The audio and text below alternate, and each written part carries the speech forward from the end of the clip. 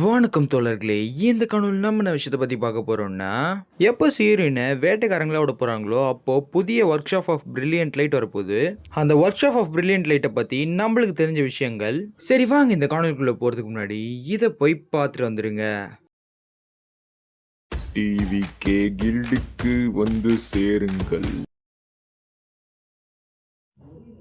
டேய் கம்மி நாட்டி, என்ன சீன் போடுற?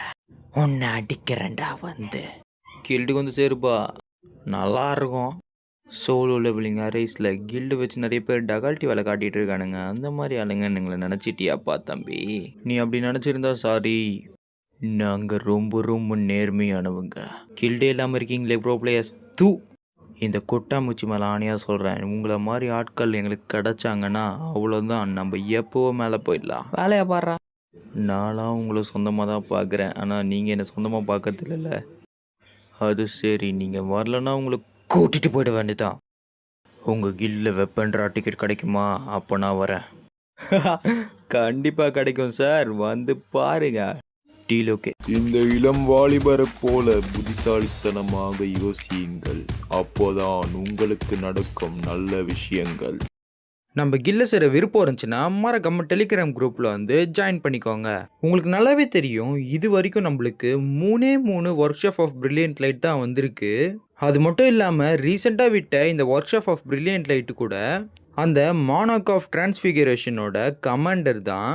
இப்போ அடுத்த ஒர்க் ஷாப் ஆஃப் பிரில்லியன்ட் லைட்ல வர போற எதிரிங்க இவங்க தான். நம்மளுக்கு பார்த்தாலே தெரியும், டேமஸை விட இவங்க எல்லாரும் பலம் வாய்ந்தவங்க. இவங்களும் மானாக் ஆஃப் டிரான்ஸ்ஃபிகரேஷனோட ஒரு விதத்துல பாடி கார்ட்ஸ் மாதிரி தான்.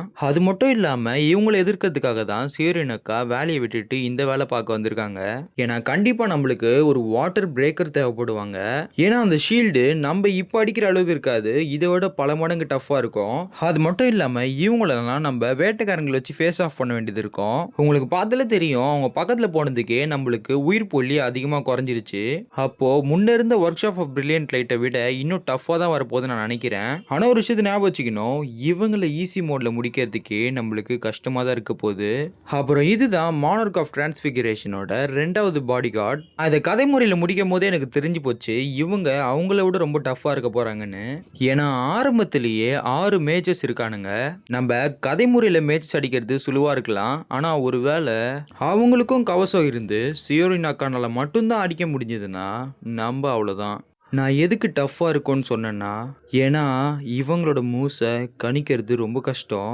நான் கதை முறையில் முடிக்கும் போதே சுதாரிச்சிட்டேன், இவங்க மானார்க் ஆஃப் டிரான்ஸ்ஃபிகரேஷனை விட டஃப்பாக இருக்க போகிறாங்க. ஏன்னா கதை முறைகளை முடிக்கிறதுக்கே 6 தடவை இல்லைன்னு.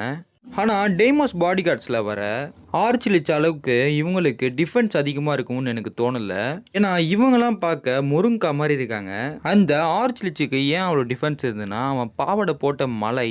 இவங்களுக்கு அந்த மாதிரி கேட்காதுன்னு நினைக்கிறேன், ஏன்னா அந்த மாதிரி கேட்டுச்சுன்னா நம்மளால முடிக்கிறது கஷ்டம். அப்புறம் கடைசியாக மானார்க் ஆஃப் டிரான்ஸ்ஃபிகரேஷன் வருவான்.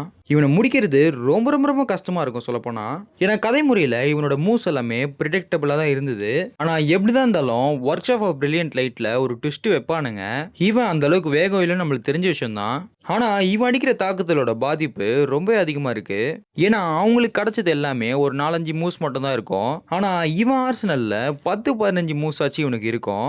அது மட்டும் இல்லாமல் இவன் ஒரு மானார்க், அவனுடைய போர்ஷன் ஆஃப் த பவர் நம்மளுக்கு ரொம்ப யூஸ்ஃபுல்லாக இருக்கும். ரெம்னன்ட் பவரில் கண்டிப்பா இவன் ஒரு அட்டாக் கொடுக்குற மாதிரி வருவான். அதனால தான் மற்ற எல்லாம் ஒர்க் ஷாப் ஆஃப் பிரில்லியன்ட் லைட்டை விடியும் இது கொஞ்சம் வேல்யூபிளானது. ஒருவேளை நீங்கள் லெவல் 90 ரீச் பண்ணியிருந்தீங்கன்னா எனக்கு தெரிஞ்ச வரைக்கும் உங்களால் இவனை பீட் பண்ண முடியும், உங்ககிட்ட சரியான வேட்டைக்காரங்க இருந்தா. இப்போ நீங்கள் பார்த்தீங்களாலே தெரியும், இவனோட பிக்சர் தான் எங்கேயும் போட்டிருக்கோம். ஏன்னா இந்த ரெம்னன்ட் பவர் வந்து நம்மளோட பவர் ஸ்கேலை அதிகரிக்கும். அது மட்டும் இல்லாமல் அந்த மானார்க்ஸோட ஒரு போர்ஷன் ஆஃப் த பவரை ஒரு டெவஸ்டேட்டிங் அட்டாக்ல ரிலீஸ் ஆகும். அது மட்டும் இல்லாமல் புது கோர்ஸும் நம்மளுக்கு கிடைக்கும்.